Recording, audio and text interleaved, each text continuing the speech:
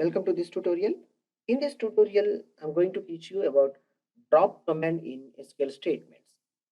See, now it's a drop command to use for deleting or dropping a table from database. All right.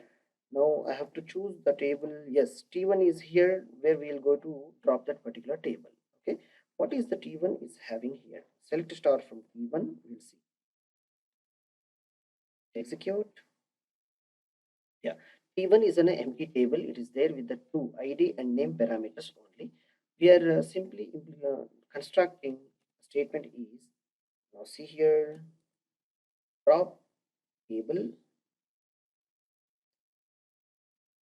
and the table name is T1. That's it.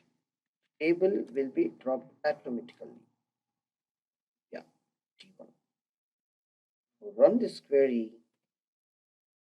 Yes, returned successfully means there is a no table in T1. See, if I run, there is a no table does not exist. Have you seen here? And refresh this one and you will identify the table permanently no more. See here, no table. Alright. That is a very pretty easy to drop a table by using drop command. Drop space table space table name. That's it. The command will be issued and executed by dropping a table permanently. It will be deleted from the database. Thank you for watching this session.